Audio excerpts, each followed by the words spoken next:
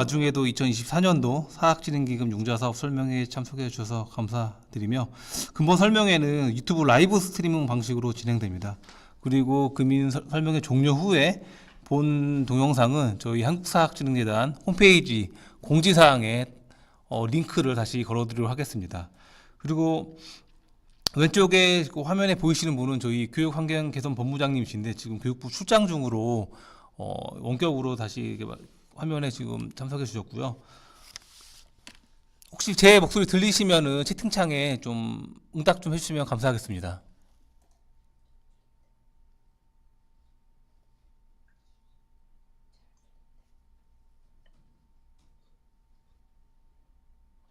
혹시 제 목소리 잘 들리시나요? 아, 네, 알겠습니다. 많은 분들이 잘 들린다고 응답해 주셨기 때문에 그럼 바로 진행하도록 하겠습니다. 저희 근본 설명회는 사립학교 교육환경 개선자금 융자 사업 외에 학교 복합시설 지원 사업, 그다음에 2024년도 행복행사 지원 사업과 병행하여 같이 설명드리도록 하겠습니다. 그럼 첫 번째로 한국사학진흥재단 교육환경개선본부장님이신 차명돈 본부장님의 인사말을 듣고 바로 학교 복합시설 지원 사업에 설명을 드리도록 하겠습니다. 예, 안녕하세요. 예, 최명돈 본부장입니다. 앞서 좀 설명을 드렸지만 저희가 오늘 좀 또 본의 아니게 또 이 외부 출장 때문에 아무 진행 과정에서 조금 문제가 있더라도 양해 좀 부탁드리겠습니다.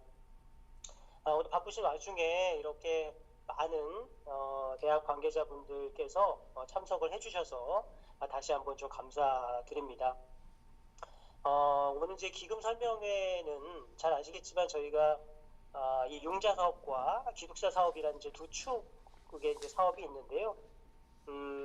올해는 이 대학 복합시설 사업이라는 부분을 추가로 좀 설명을 드리고자 합니다. 현재 관련 사업에 대해서는 뭐 뒤쪽에도 설명드리겠지만 현재 법령 개정 진행 중에 있고, 그리고 올해 이 기반 마련 작업을 수행을 해야 되는 사항인데요.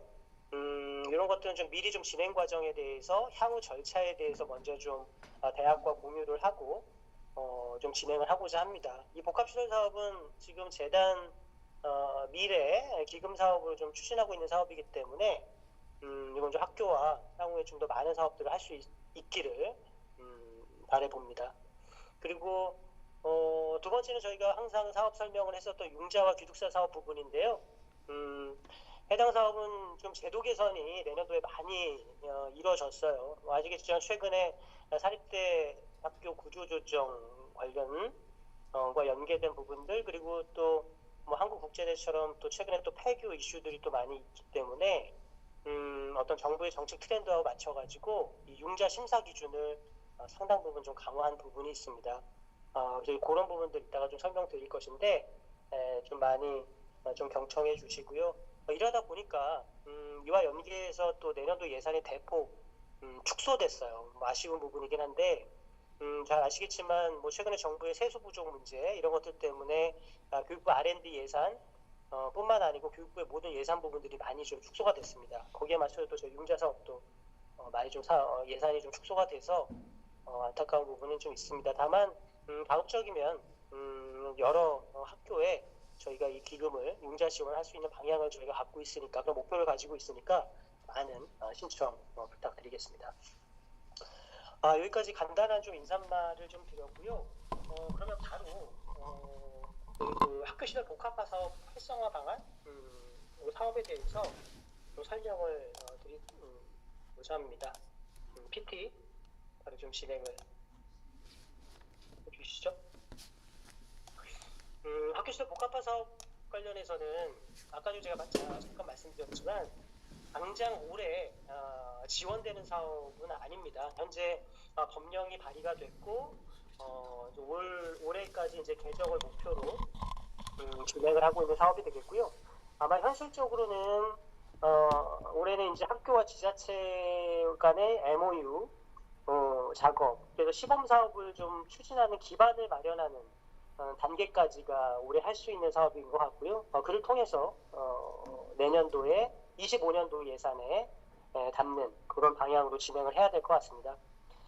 이 학교시설 복합화 사업은 이 윤석열 정부 주요 혁신 과제 중에 하나입니다.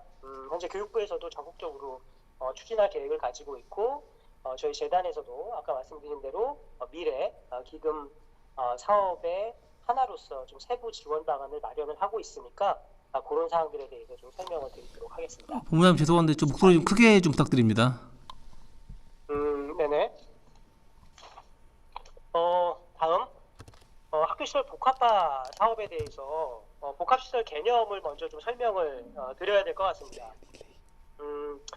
이 복합시설 관련은 학교하고 지역에서 그 필요한 교육, 문화, 체육시설 등을 학교 부지에 복합적으로 설치, 운영하는 그 사업이 되겠는데요. 뭐 아시겠지만 대학은 이미 그 다양한 지역 주민 시설 개방이나 그런 연계 사업을 추진하고 있습니다. 관련된 사업이라고 좀 볼 수 있겠는데요.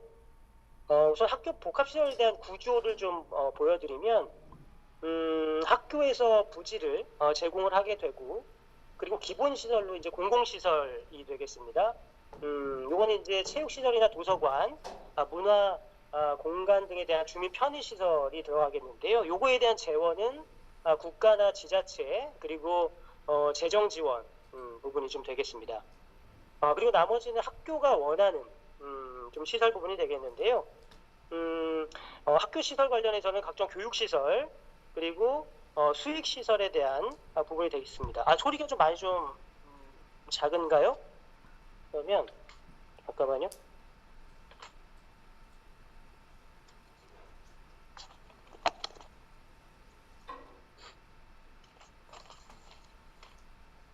네, 다시 한번 좀 말씀을 좀 크게 좀 드리도록 하겠습니다.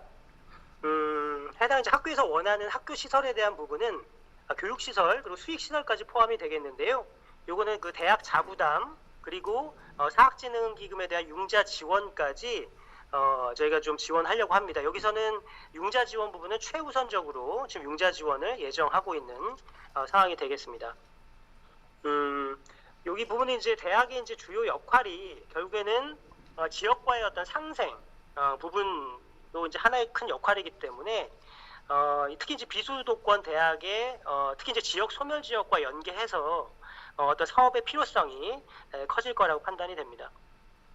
추진 경과를 좀 보시면 먼저 그 문재인 정부 그 생활 SOC 사업을 지난 19년도부터 3년간 추진을 했습니다. 관련해서는 관련 그 국무조정실 주관으로 이 사업을 좀 추진했었는데요. 당초에는 초중등 중심으로 추진을 하다 보니까 학습권 침해 그리고 각종 시설 안전 문제 등 때문에 좀 사업의 어떤 활성화에 좀 한계가 있었는데요. 관련해서 지난 그 3월에 교육부에서는 지역 맞춤형 교육개혁 추진 과제 대통령 업무 보고와 연계해서 이 활성화 복합시설에 대한 활성화에 대한 어떤 안건으로 협의를 좀 진행을 했고요. 그래서 지난 3월 달에 학교시설 복합화 활성화 방안을 발표를 했습니다. 주요 내용을 보면 초등학교에 대한 늘봄학교에 대한 연계 그리고 대학까지 확대하는 부분들이 좀 담겨져 있고요. 그리고 기존에는 국무조정실 주관이었다면 이제 교육부총리 중심의 컨트롤 타워를 교육부가 맡는 그런 내용이 되겠습니다. 다음. 다음은 학교시설 복합화 예시 부분인데요. 뭐 내용은 잘 아실 거라고 판단이 됩니다. 학교에서 원하시는 학교시설 뿐만 아니고 주민의 어떤 지역 문화 시설이라든가 어떤 복지 시설들에 대한 편의 시설을 함께 대학 내에 건립을 하는 그 내용이 되겠습니다. 다음. 다음은 학교시설 복합화 활성화 방안에 대한 주요 내용입니다. 지난 3월 달에 교육부에서 발표했었던 그 사항이 되겠는데요. 먼저 지원 규모는 27년까지 5년간 연평균 40교, 총 200교를 지원하겠다라는 방안이고요. 그리고 매년 3,600억 원씩 총 1조 8천억 원을 지원하겠다라는 내용이 되겠습니다. 올해는 그 초중등에 대한 지원을 1차로 확정이 되었고요. 대학은 법 개정 이후에 지원을 할 예정입니다. 추진 방향을 보면 먼저 늘봄학교에 대한 지원 부분, 이거는 이제 초중등이 이제 중심이 되겠고요. 그리고 두 번째는 지역 소멸 대응 관련해서 해당은 이제 대학까지 포함이 되는 부분이 되겠습니다. 이를 위해서 사업 활성화를 위한 행재정 지원을 강화하겠다라는 내용을 발표를 했고요. 세부 추진 과제를 보면 이 늘봄학교 지원 부분은 좀 생략을 하고 대학과 연계해서 지금 지역 사업별 특성을 고려한 맞춤형 학교 복합시설을 제공하겠다라는 내용입니다. 지역 특성도 고려하고 그리고 이제 적용 범위를 고려한다는 내용이 되겠는데요. 아무튼 지역 대학 중심으로 해당 사업을 지원을 하겠다라는 내용입니다. 그리고 행재정 지원 강화 부분에서 지자체 지원을 통한 적정인 참여 유도 부분입니다. 관련해서는 이 해당 사업은 상당히 지자체가 중심이 되는 사업이라고 볼 수 있을 것 같습니다. 아까 말씀드렸지만 이 공공시설에 대한 부분은 지자체의 국비와 시비가 들어가야 되는 부분이기 때문에 이 해당 사업의 키는 지자체가 갖고 있고요. 그래서 어떤 지자체에 대한 어떤 그 사업의 참여 유도를 위해서 저희 재단 그리고 교육부가 함께 좀 지원할 계획입니다. 특히 현장 지원센터를 지정을 하겠다는 내용인데요. 대학 파트에 대한 부분은 저희 한국사학진흥재단이 맡아서 사업을 추진을 할 예정입니다. 그리고 기타 제도 개선 사항에 대한 부분인데요. 투자 심사 간소화 관련된 거는 이제 국고 지원 절차를 간소화하겠다라는 내용이 되겠고요. 그리고 관리 운영 주체 명확화 부분, 요거는 기존의 전 정부의 생활 SOC 사업에서 좀 어려웠었던 부분 내용인데요. 사업 기획 시에 MOU나 이런 것들을 좀 통해서 주체별 역할을 명확히 하겠다라는 내용이 되겠습니다. 그리고 아까 말씀드린 대로 이 대학까지 이 복합시설에 대한 지원을 확대하겠다라는 그 내용이 이 복합화 활성화 방안 주요 내용이 되겠습니다. 여기서 이제 재단의 역할 부분인데요. 아까 말씀드렸지만 이 지역대학 중심의 지자체와 협업하는 복합시설 추진 관련된 지원 역할을 충실히 하겠다라는 내용이 되겠고요. 그리고 아까 전에 말씀드린 학교에서 원하는 시설들에 대한 부분은 융자 사업과 행복 기숙사 사업에서 적극적으로 융자 지원을 하겠다라는 부분이 되겠습니다. 이 최초 사업 기획 단계부터 어떤 대학과 지자체 간의 협업 단계부터 저희 재단의 역할을 강화하겠다라는 그 내용이 되겠습니다. 그리고 최근에 확대되고 있는 폐교대학 부지를 활용하는 그 내용도 저희가 역할을 할 계획이고요. 그리고 아까 잠깐 또 말씀드렸지만 이 원스톱 복합시설 지원센터를 운영을 하려고 합니다. 그래서 재단에서 사업 기획부터 운영까지 그리고 지자체 학교 간의 MOU를 추진하는 경우에 저희가 협의를 또 지원하는 부분까지 저희 재단에서 원스톱을 지원을 할 계획입니다. 다음은 복합시설 사업 예시입니다. 우선 뭐 대학 기숙사 복합형, 그 다음에 뭐 산학 복합형 뭐 여러 가지 뭐 명칭은 만들어 보았는데요. 이건 하나의 예시일 뿐입니다.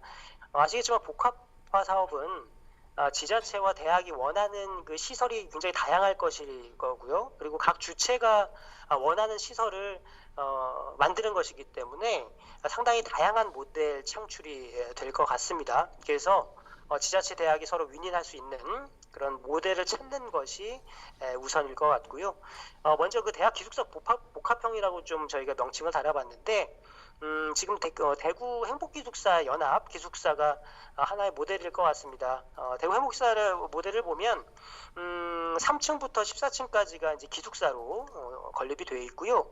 1, 2층은 이제 청년 지원센터로 구성이 되어 있어요. 이런 것들은 다 그 대구시에서 해당 건립비를 지원하게 되겠고요. 지하 1층은 또 주민들을 위한 이 공공 주차장이 되어 있습니다. 요 같은 경우에 또 국토부에서 국고로 해당 지원을 하고 있습니다. 다음은 다음 페이지. 대학 산학화평 모델 될 수 있겠는데요. 요거는 뭐 지금 대학에서도 잘 아시겠지만 지금 교육부에서 뭐 혁신파크 사업이라든가 산단 관련된 산학위원 사업들을 많이 좀 진행을 하고 있는데요. 그 해당 사업에도 이 복합 대학시설 복합화 사업과 같이 붙여서 연계해서 주민 편의 시설이나 또 대학이 원하는 시설들을 같이 붙여서 사업을 기획을 할 수 있겠다라는 내용이 되겠습니다. 다음 페이지는 지금 수성대학교에서 현재 생활 SOC 모델로 지금 진행하는 사업에 대한 예시입니다. 현재 대구시하고 함께 지금 수성 행복 드림센터 사업을 현재 진행 중에 있고 내년 개관 예정입니다. 현재 건축 중에 있는데요. 이것도 사업비 227억을 가지고 전액 그 공공기금 국비 12 구비를 통해서 지금 건립을 하고 있습니다. 국민체육센터라든가 도서관, 주차장들이 좀 구성이 되어 있는데요. 아무튼 이런 지금 방금 이런 예시들을 좀 보여드렸지만 다시 한번 말씀드리면 이거는 이제 지자체에서 어떤 그 주민 편의시설 원하는 시설들 그리고 또 대학에서 또 원하는 시설들 이런 것들을 함께 모아서 최대한 어떤 그 부지의 활용성을 높여주는 그런 사업들이 되겠습니다. 다음. 예, 다음은 이제 재단의 세부 역할 부분들 조금 세부적으로 좀 나눠 보았는데요. 재단의 주요 역할입니다. 아까 말씀드렸던 대학 현장 지원 센터에 대한 설립 운영 부분입니다. 어떤 대학과 지자체의 사업 기획 단계부터 저희가 이제 지원을 해드린다는 내용이고요. 그다음에 이제 기관 간의 협약을 또 저희가 중간에서 또 협약 지원을 하겠다는 내용입니다. 그리고 지금 이제 법 개정이 된다고 하면 아마 본격적으로 24년도부터 해당 사업을 진행을 할 계획이고 그렇게 된다고 하면 해당 복합시설에 대한 공모가 진행이 될 것인데요. 관련해서 저희가 또 설명회 그리고 공고와 그 다음에 이제 그 사업을 선정하는 심사도 저희가 맡게 될 예정입니다. 그리고 아까 말씀드린 대로 해당 복합시설에 대한 부분 공공시설 이외에 대학이 원하는 시설은 저희가 기금 융자 지원을 할 예정이고 해당 부분은 저희가 최우선 지원을 현재 검토하고 있습니다. 다음. 예, 다음은 이 사립학교 위탁개발 제도안에 대해서 좀 설명을 드릴게요. 요거는 이제 좀 더 구체화 작업이 좀 필요한 사항인데 요거는 이제 아까 말씀드렸지만 이 해당 사업은 지자체가 좀 주도를 좀 해야 되는 사업이고 지자체와 대학이 사전에 먼저 협의를 좀 하면서 진행을 해야 되는 사항인데요. 그때 좀 참고할 수 있는 사항일 것 같습니다. 우선 이 복합시설을 지원하기 위해서는 상당한 또 시비가 투입이 돼야 되고 또 시의 재정이 상당히 좀 열악한 그런 또 지자체들이 많이 있지 않습니까? 그래서 저희가 사학재능 기금을 활용을 해서 이 위탁개발 방식을 통해서 시에 저희가 재정 지원, 융자 지원까지 가능한 사업을 현재 검토 중에 있습니다. 그래서 지자체가 재정이 열악한 지자체가 대학 내 복합시설을 건립을 계획하고 있을 때 이 해당 사립학교 위탁개발 제도를 활용을 하면 상당히 도움이 되지 않을까라는 좀 판단이 됩니다. 위탁개발 사업의 장점 부분은 제가 방금 말씀드린 그런 내용들입니다. 자금 조달 부분을 저희 재단에서 지원을 할 수 있다는 내용이 되겠고요. 그리고 저희가 최대 20년까지 좀 융자 지원을 통해서 대규모의 예산 투입이 당장에 투입이 필요 없이 좀 그 사업을 좀 진행할 수 있겠다라는 내용이 되겠고요. 그래서 요 해당 내용을 만약에 지자체하고 대학이 좀 협의를 하실 때 같이 지자체에 좀 요 해당 사항을 설명을 좀 지자체에 드린다고 하면 이 사업 그 입안 단계에서 많은 도움이 될 것 같습니다. 다음은 다음 페이지입니다. 다음은 이제 향후 추진 일정인데요. 아까 말씀드렸지만 이번 23년도에는 시범 추진 단계라고 해서 대학과 지자체 간에 이제 MOU를 먼저 체결하는 단계까지가 좀 진행이 될 것 같고요. 현재 그 복합시설법의 연내 개정을 좀 목표로 진행을 하고 있습니다.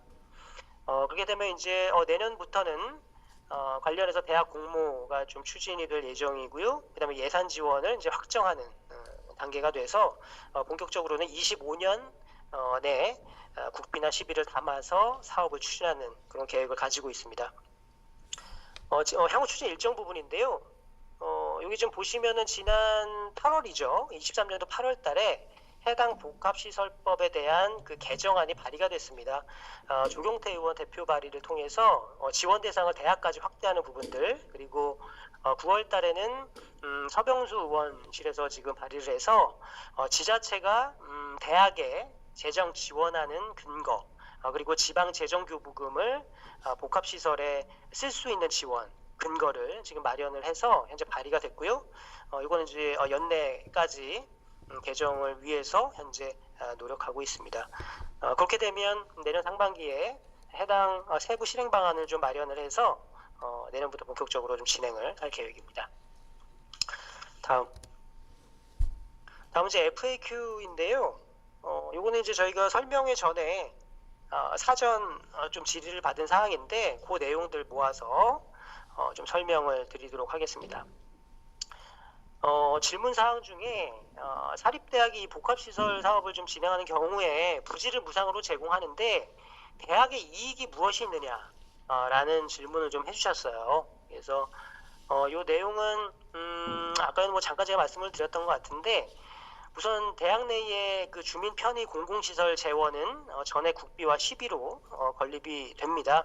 그렇게 된다면 해당 시설을 또 대학 재학생들이 공동으로 이용할 수 있게 되는 부분이죠. 뭐 예를 들어서 지금 좀 다른 대학들과 좀 협의하고 있는 상황이긴 한데 예를 들어서 올해 좀 방치된 그런 체육시설이나 아니면 운동장이나 이런 것들을 복합 체육센터로 이제 좀 리모델링 개발을 하게 되면 물론 주민들도 쓰게 되지만 학생들도 또 체육학과 학생들도 같이 또 활용을 할 수 있는 또 장점이 있을 수 있고요.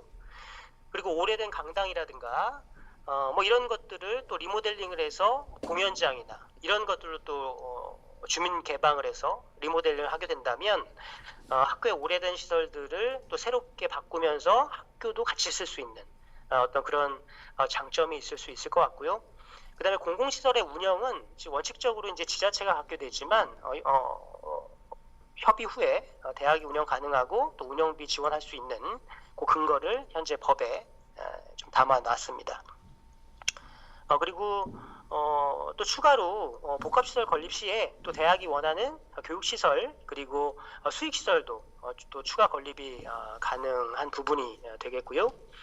그리고 이제 요거는 좀 더 좀 협의가 돼야 되는 사항인데 지금 법령 개정안에 보면 이 복합시설에 대한 소유권도 좀 지자체가 협의해서 정하도록 되어 있습니다. 그래서 뭐 지자체가 가능하다면 국비 시비가 투입된 시설도 대학 시설로 될 수 있는 그런 방안이 현재 법 발의가 돼서 진행 중에 있습니다. 네, 다음 페이지인데요. 다음 페이지는 또 여쭤본 게 대학 기숙사 복합형 모델의 경우에 대학에서 비용 부담과 운영 주체를 좀 질문하셨어요.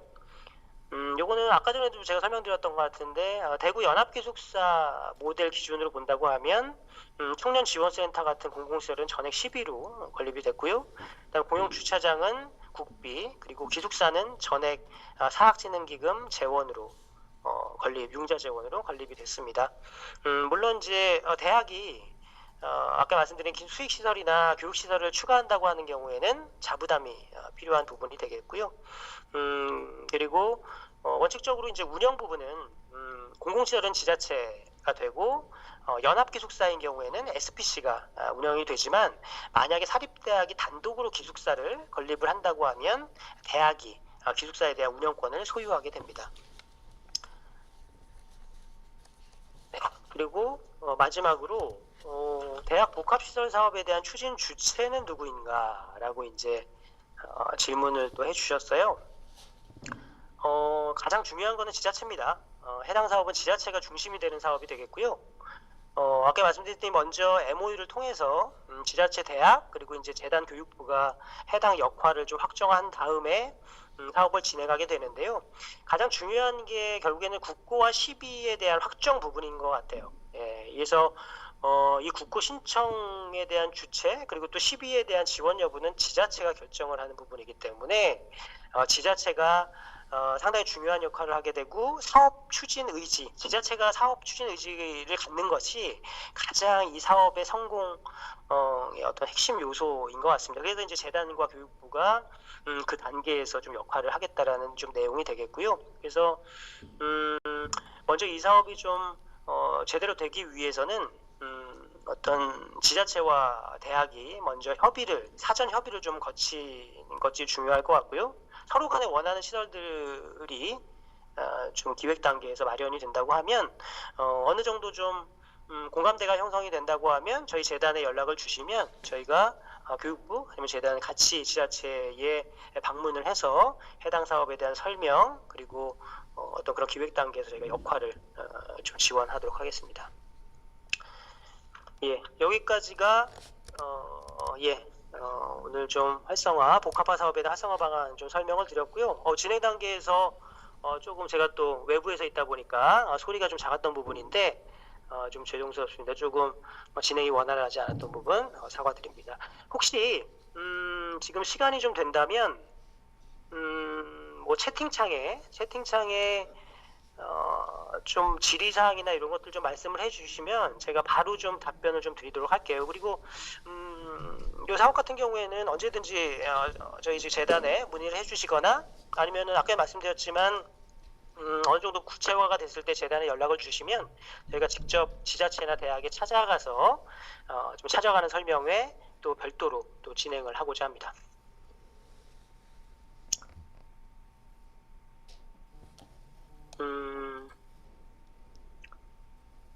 만약에 뭐 질의가 뭐 몇 가지 좀 해주시면 제가 답변을 드리려고 했는데 아까 전에 FAQ에서 사전에 좀 질문하신 것들은 제가 답변을 좀 드려서 좀 내용은 좀 된 것 같고요. 예, 별도의 질의는 없는 것 같네요. 그러면 이것으로 복합시설에 대한 설명은 마치도록 하겠습니다. 감사합니다. 네, 감사합니다. 학교 복합시설에 관한 질의사항이 있으신 분은 한국사학생재단 교육환경본부로 전화 주시면은 저희가 성심성의껏 답변 드리도록 하겠습니다. 다음으로 2024년도 행복식사 지원 사업에 대해서 설명드리도록 하겠습니다.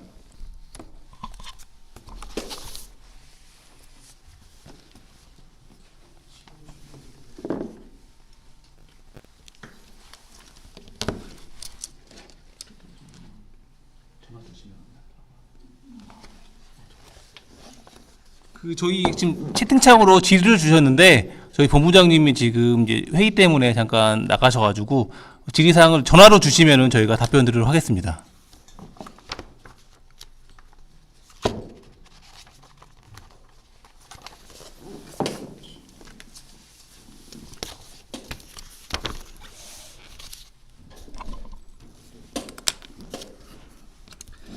네, 안녕하십니까. 저는 한국사학진흥재단 교육환경개선본부 행복기숙사사업부 김성걸 선임행정관이라고 합니다.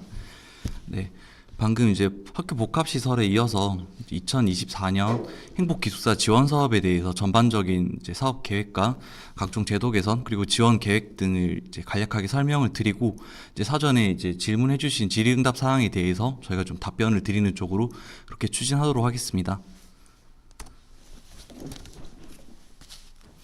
네, 우선 목차를 먼저 보시면 크게 이제 일반 현황, 지원 실적, 그리고 이제 2024년 제도 개선, 그리고 2024년 지원 계획 크게 4가지 부분에 대해서 좀 말씀을 드리도록 하겠습니다. 먼저 일반 현황에 대해서 말씀드리겠습니다. 행복기숙사 사업은 2012년도에 최초로 런칭이 되어서 이제 대학생들의 어떤 양질의 저렴한 기숙사를 이제 확충하면서 이제 대학생들의 거주 환경을 개선하고 주거비 부담을 완화하여 이제 정주 여건을 개선하는 그런 사업입니다. 지금 현재 이제 현 정권 국정과제 90번, 실천과제 5번에 대학생 청년의 교육 부담 대폭 완화라는 명목으로 이제 명시가 되어 있는 국정과제 사업이고요. 한국사학진흥재단법 제19조 제4호 및 제4의 2호가 지원 근거가 되겠습니다. 행복기숙사 사업을 추진하는 주요 재원은 사학진흥기금으로 이제 본 기금은 공공자금관리기금과 주택도시기금으로 구성되어 있습니다. 행복기숙사 사업의 지원 유형을 보시면 크게 4가지가 있습니다. 이제 신척 대학 부지의 이제 기금을 활용해서 해당 대학의 학생들이 이용할 수 있는 이제 사립형 행복 기숙사, 그리고 이제 국공유지를 활용해서 여러 대학들이 함께 이용할 수 있는 연합형 기숙사, 그리고 고금리의 이제 민간 대출금을 이제 저리의 사학진흥기금으로 대환해서 그 이자 비용 절감분을 기숙사비 인하에 활용하는 에듀 21 기숙사 대환 대출 사업, 그리고 이제 규모가 작은 소규모 분산 형태의 기숙사를 건립을 하는 기숙사형 청년주택으로 크게 4가지의 사업 유형이 있다고 보시면 될 것 같습니다. 지원 방식으로는 크게 이제 민간 투자 방식을 중용한 BTO 방식과 사학기관 직접 융자 방식이 있습니다. 올해 제도 개선 사항에 대해서 조금 이따 제가 말씀드릴 건데, 아무래도 기존의 BTO 방식 같은 경우는 이제 행복기숙사 연합 사업에 적용이 되는 방식으로 재단에서 100% 출자한 특수 목적 법인입니다. SPC라고 하고, 이 SPC를 통해서 융자를 함으로써 SPC가 사업 주체가 되어서 이제 행복 기숙사를 건립을 하고 운영권을 국가 또는 지자체에 기부 체납을 한 이후에 이제 사학진흥 기금을 상환하는 데에 지속적으로 기숙사를 운영하는 그런 사업이 민간 투자 방식이라고 보시면 되겠습니다. 사학기관 직접 융자 같은 경우는 이제 특수목적 법인을 설립하지 않고 이제 대학 또는 학교 법인에 직접 사학진흥 기금 융자를 함으로써 학교가 차입 주체 및 건립 주체가 되어서 행복 기숙사를 건립을 하고 운영을 하는 그런 방식이 되겠습니다.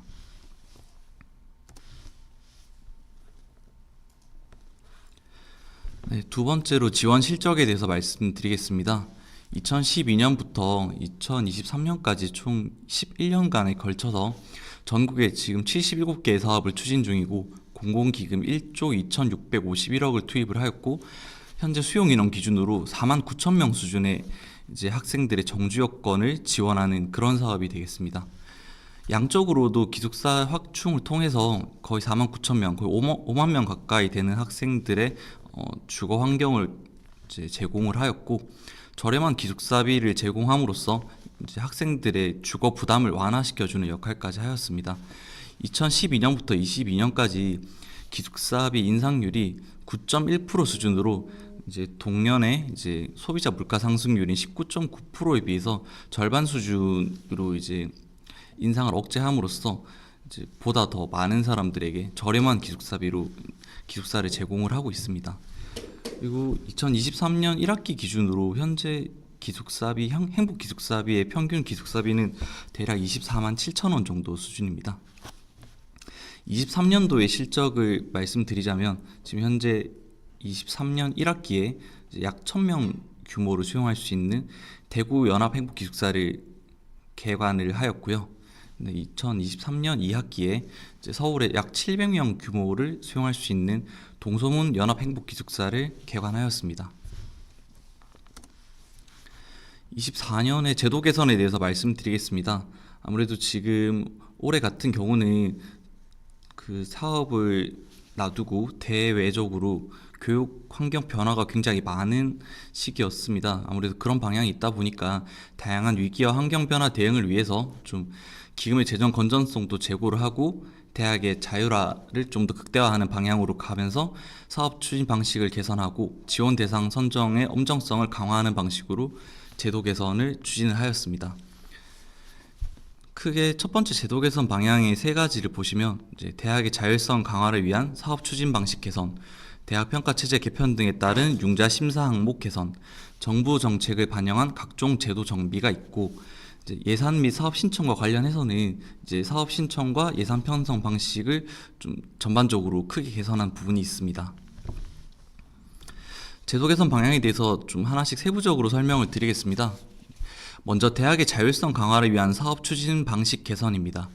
배경으로는 지금 대학의 자율적 운영을 지원하기 위한 정부 정책 방향이라고 명시가 되어 있는데, 아무래도 지금 올해 최근 교육부 정책 발표도 있었지만은 대학의 자율적 혁신 운영을 지원하기 위해서 대학 설립 운영 규정 일부 개정안이 국무회의를 통과한 사실이 일단은 보도가 되기도 했고, 여러 가지로 어떤 대학의 자율성 그리고 혁신성 그런 부분들을 강조하는 정책이 이제 나오고 있는 만큼 재단에서도 기숙사 운영상에서 어떤 그런 부분에 있어서 자율성을 부여하기 위해서 좀 제도 개선을 실시를 하였습니다. 그래서 기존의 행복 기숙사 사립 같은 경우는 BTO 방식과 그다음에 이제 직접 융자 방식 둘 중에서 대학이 희망하는 방식을 선택하여서 사업을 추진할 수 있었는데 이 BTO 방식은 사립 모델에서는 삭제를 했고요. 이제 앞으로 이제 행복기숙사 연합 모델에 대해서만 BTO 방식이 추진이 되고 행복기숙사 사립 같은 경우는 이제 직접 융자 방식만 추진이 되는 것으로 변경이 되었습니다. 사학기관 직접 융자 방식에 대해서 대략적인 개요를 한번 보시면 말 그대로 저희가 기존의 BTO 방식처럼 이제 특수 목적 법인을 설립하는 게 아니고 기숙사 건립을 희망하는 이제 사학기관 또는 이제 학교 법인의 기금을 융자를 하는 방식입니다. 그래서 대주는 한국사학진흥재단이 되고 차주가 특수 목적 법인이 아닌 사학기관이 된다고 보시면 될 것 같습니다.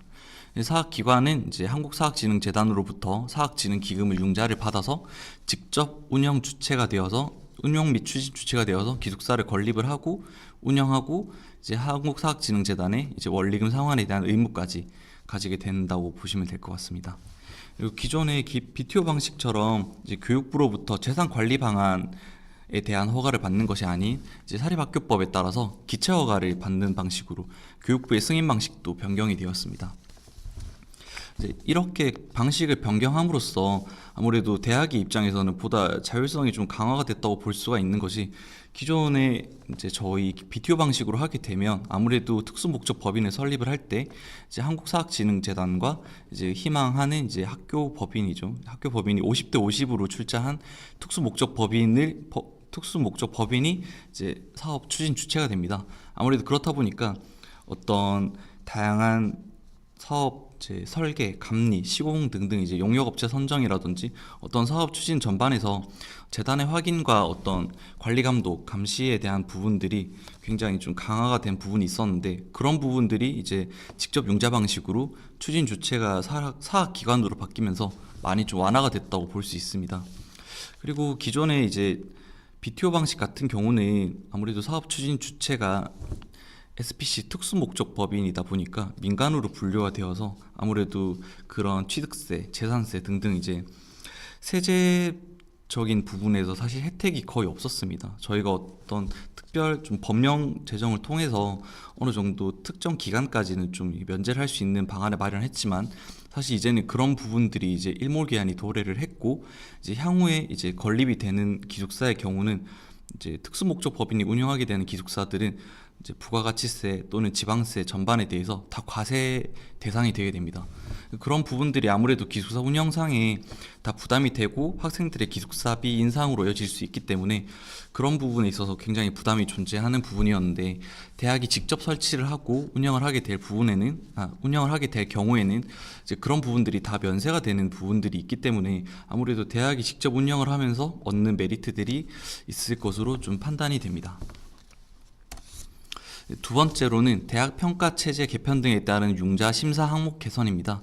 이제 아무래도 교육부에서 발표를 했지만 이제 곧 빠른 시일 내에 대학 평가 체제 개편이 될 것으로 예상이 되고 대학 재정 진단 그리고 이제 대학 전문대학 기관 평가 인증 등등이 이제 도입될 것으로 예상됨에 따라 재단도 그런 이제 대외적인 흐름에 발 맞춰서 융자 배제 기준을 좀 변경하는 쪽으로 제도를 개선하였습니다. 이제 좌측 하단에 이제 표를 보시면 현행과 개선이 있고요. 우선 배제 기준을 보시면 지금 현행 같은 경우는 교육부 대학 기본 역량 진단에 따라서 재정 지원 제한 대학에 한해서 저희가 배제를 하고 있습니다. 물론 이 부분은 저희가 아직 그 대학 평가 체제 개편안이 정확하게 나오지 않았기 때문에 그 시기에 맞춰서 평가 체제 발표 전후에 따라서 이 배제 조건을 변경하는 것으로 저희가 우선 말씀드릴 수 있습니다. 개편안이 발표가 되게 되면 대학 재정 진단상의 경영 위기 대학 그리고 대학 전문대학 기관평가상의 미인증 대학들이 융자 배제 대상으로 포함이 되게 됩니다. 두 번째로는 재단 내부적으로 평가하는 융자 상환 능력 평가 지표에 대해서도 일부 개선이 있었습니다. 저희가 기존에 있던 융자 상환 능력 평가 지표가 시용 등급 7등급 이하인 학교들에 대해서 융자 배제 대상이었는데 이 부분에 대해서 저희가 일단 시뮬레이션을 해봤을 때 실질적으로 지금 대상이 한 개교밖에 해당이 되지 않습니다. 그래서 이런 부분을 저희가 여러 가지로 판단했을 때 지금의 어떤 현실과 좀 대비해서 실효성이 좀 떨어진다고 판단이 되어서 이 부분을 이제 7등급에서 하위 하위 20% 정도로 이제 배제 기준을 좀 강화했습니다. 이제 하위 20%를 바꿈으로써 기존의 한 개교에 해당되던 사업들이 이제 67개교까지 좀 많이 늘어나게 되었습니다. 엄정성을 좀 강화를 했고요. 그다음에 이제 학생 추원율 같은 경우도 최근 연도에 학생 추원율 70% 미만교, 그것도 이제 정원 내 정원 외를 저희가 별도로 명시를 하지 않았는데, 이 부분도 최근 3년간 학생 충원율 80% 미만교로 이제 충원율을 상향을 했고요. 그리고 신입생 및 재학생 충원율을 정원 외가 아닌 정원 내로 명확하게 구분을 지었습니다. 아무래도 행복기숙사 사업의 특성상 어떤 그 원리금 상환의 주요 재원이 학생들의 기숙사비가 유일하다 보니까 학생들의 충원율이 곧 기숙사 입주율에 굉장히 큰 영향을 주는 부분이기 때문에, 이런 부분들을 감안해서 학생 충원율을 저희가 중장기적으로 상향하는 것이 이제 바람직하다고 판단을 해서 그런 부분을 좀 개선하였습니다. 그리고 이제 저희가 사업을 추진하다 보면 좀 학교의 어떤 특성상 사업 배정을 하고 이제 저희가 융자를 해줌에도 불구하고 학교 내부적인 사정으로 인해서 갑자기 융자 배정을 다시 포기하는 사례들이 종종 있습니다. 융자 배정을 포기하고 몇 년 뒤에 다시 또 기숙사 사업을 신청을 한다든지, 그런 식으로 좀 어떤 부정적으로 중도 포기자에 대한 이제 제재 수단이 딱히 없었고, 그런 부분에 대해서 이제 국회에서 시정 요구가 있었기 때문에 어떤 그런 대외적인 지적들을 저희가 반영을 해서 최근 2년 이내 융자금 배정을 포기한 부지 제공자가 신청한 사업도 저희 쪽에서 융자 배제 사항으로 이제 포함을 시켰습니다. 그다음에 세 번째입니다. 각종 정부 정책을 반영해서 여러 가지 제도 개선을 제도로 정비를 하였고요. 아까 첫 번째로 저희 차명동 본부장님께서 말씀해 주셨던 학교 복합시설 관련해서 이제 저희가 대학 학교 복합시설의 전문 지원 기관으로 선정이 된 만큼, 이런 이제 학교 복합 시설과 연계한 행복 기숙사 건립 사업이 있을 경우에는 저희가 행복 기숙사 이제 기숙사 사업 심사위원회 심사 시에 가점 10점을 우선 이제 부여를 하는 것으로 추진하였습니다. 그리고 이제 기숙사비 같은 경우는 현재 카드 납부에 대해서 학생들의 편의성과 어떤 주거 환경 개선을 위해서 카드로 기숙사비를 납부하는 부분에 대해서 지속적으로 정부에서도 권장을 하고 있고 저희도 추진하고 있음에도 불구하고 이제 여러 가지 어떤 사항들로 인해서 좀 카드 납부를 실시하고 있는 기숙사가 굉장히 저조한 상황입니다. 이런 부분들을 저희가 좀 더 장려하기 위해서 가점 부분에 이제 기숙사비 카드 납부 지원 대학에 대해서도 심사 시에 이제 가점 5점을 추가하는 것으로 일단 변경을 하였습니다. 그리고 기존에 저희가 어떤 사업 융자 시에 이제 연체 이자율에 대해서 12%로 고정으로 저희가 설정을 해놓은 부분이 있는데, 사실 이 부분도 이제 저희가 타 기관과 시중 이제 민간 금융의 어떤 사례를 참고했을 때 조금 어느 정도 현실과 좀 괴리가 있다는 부분들을 좀 감안을 해서 이제 기존 12%로 이제 정률로 확정하는 것이 아니고 융자금리에다가 가산금리 이제 연체금리 3%를 가산하는 방식으로 이제 연체 이자 이제 가산 방식으로 이제 개선을 시행하였습니다. 네, 전반적인 제도 개선에 대한 부분은 여기까지였고요. 우선은 24년도 지원 계획에 대해서 간략하게 말씀을 드리겠습니다. 행복 기숙사 사립 모델에 대해서 전반적으로 좀 먼저 설명을 드리려고 하고요. 융자 대상은 사립대학 학교 법인이 되겠습니다. 융자 금액은 총사업비 100% 내에서 사학진흥기금 융자가 되고, 융자 조건의 재원은 사학진흥기금, 주택도시기금입니다. 상환 기간은 30년 범위 내에 자율 선택이 돼 거치 기간은 3년을 두고 있습니다. 이자율 같은 경우는 국토교통부 고지금리 플러스 가산금리로 산정이 되고 있고, 아무래도 2024년 행복기숙사 사업금리 같은 경우는 저희가 2024년 초에 가산금리 계획안을 통해서 저희가 가산금리를 설정하는 편이라서 지금 현재는 확실한 금리를 말씀드릴 수는 없지만 23년 기준으로 국토교통부 고지금리가 1.5%였고 이제 가산금리는 저희의 각종 운영비와 인건비 등등을 감안해서 0.245%를 가산해서 1.745%로 이제 산정을 했었습니다. 2024년에도 저희가 어떤 이런 공공성이나 다양한 부분들을 감안해서 약 1.7% 수준으로 가산금리를 산정할 것으로 예상이 됩니다. 그리고 융자 필수 조건에 대해서 우선 말씀드리겠습니다. 기숙사비 책정에 있어서 지금 해당 자료에는 이제 물가 인상, 학교 정책 등 요소를 고려해서 재단과 협의 후 결정을 한다고 일단 저희가 명시를 해놓긴 했습니다만, 저희가 아무래도 이제 대학의 자율성을 부여하고 이제 직접 융자 방식으로 사업 제도를 변경함에 따라서 기숙사비 같은 경우는 저희가 최대한 이제 학교에 대한 간섭을 좀 최소화하고 있고요. 이런 부분에 대해서는 향후에 저희가 사업 신청서 등등을 통해서 좀 더 자세하게 설명을 드릴 예정이지만, 이제 최초의 어떤 타당성 검토를 통해서 최초 기숙사비를 선정함에 있어서 어느 정도 학교와 재단의 협의가 되는 부분은 있지만, 이제 그 부분에 대해서 저희 재단의 협의가 반드시 필요한 부분은 아니고요. 그리고 향후에 이제 기숙사 건립 후에 매년 기숙사비가 책정이 될 때에도 어떤 재단의 어떤 결정이나 그런 부분 의사결정 없이 이제 학교 자체적으로 이제 기숙사 입주생 위원회라든지 어떤 각종 회의체를 통해서 이제 매년 인상률을 결정하는 방식으로, 그런 식으로 이제 기존의 BTO 방식보다는 좀 더 자율성이 높아져서 어느 정도 기숙사 책정에 있어서 조금 재단의 어떤 결정을 많이 이제 파일을 줄여가는 식으로 그렇게 좀 변경을 했습니다. 그리고 이제 필수 조건으로 사회적 배려자 같은 경우는 이제 사회적 배려자를 이제 기숙사 입주생 선발 시에 우선적으로 선발을 하도록 하고요. 전체 수용 인원에서 8% 이상을 이제 반드시 장학금을 지원하는 쪽으로, 이 부분은 저희가 유지를 함으로써 행복 기숙사의 어떤 기본적인 공공성을 유지를 하려고 하고 있습니다.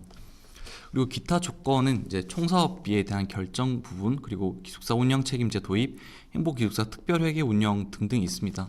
총사업비 결정 같은 경우는 아무래도 저희가 그 뒤편에서 설명을 드리겠지만은 저희 행복 기숙사의 어떤 표준 공사비를 이제 표준 공사비인 평당 666만 원에 따라서 총사업비가 제대로 결정이 되었는지, 그리고 이제 기숙사와 무관한 시설이죠. 이제 수익 시설이라든지 학교에서 원하는 각종 이제 학생 주거와 관련 없는 시설들이 이제 해당 이제 건물에 시설에 들어갈 경우에 그런 부분들이 포함이 되었는지, 그런 부분들을 이제 사전에 이제 재단에서 판단을 해서 기숙사 심사위원회에서 그런 부분들을 확인하고 검토하는 절차를 거치고 있습니다.